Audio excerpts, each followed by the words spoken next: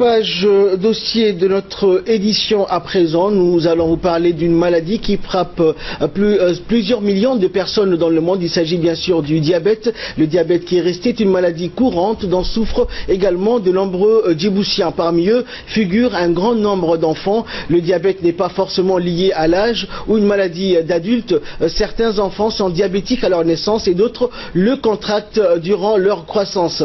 Comment ces enfants qui doivent-ils jouer, apprendre à lire ou à écrire alors qu'ils sont atteints d'une maladie qui les épuise? Voici l'enquête de Samatar Saïd, c'est notre magazine de ce soir.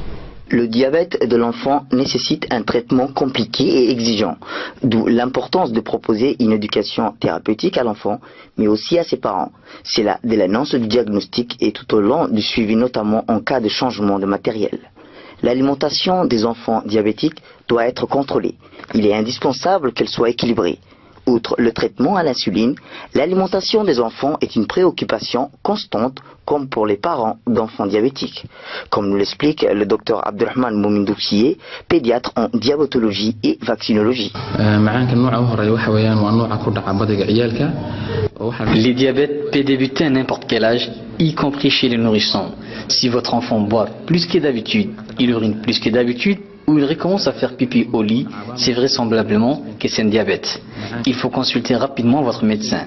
Voilà les signes essentiels. C'est vrai que l'on peut attendre de voir d'autres signes comme l'amaigrissement, la fatigue, mais surtout, n'attendez pas pour faire un diagnostic. Les diabètes peuvent débuter à n'importe quel âge, y compris chez les nourrissons. Les personnes diabétiques doivent également chercher la présence d'acétone dans les urines. L'acétone est le résultat de la dégradation des graisses. Sans insuline, le sucre ne peut plus être utilisé par les cellules. Comme source d'énergie pour fonctionner, les cellules vont brûler des graisses. Des gestes répétitifs qui sauvent la vie. Évaluer le taux de sucre dans son sang, celui de l'acétone dans ses urines. S'injecter régulièrement de l'insuline et le quotidien des patients diabétiques. Des gestes contraignants quand on est un adolescent, mais qui sauvent la vie. Apprendre à les gérer est un cas difficile. Les diabétiques doivent apprendre à s'injecter régulièrement de l'insuline pour équilibrer leur glycémie. Un traitement difficile à suivre quand on est un enfant, comme le cas de cet enfant qui a du mal à gérer sa maladie.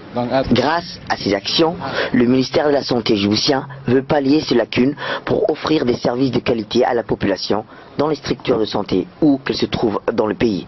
Et cela entre dans les priorités du ministère.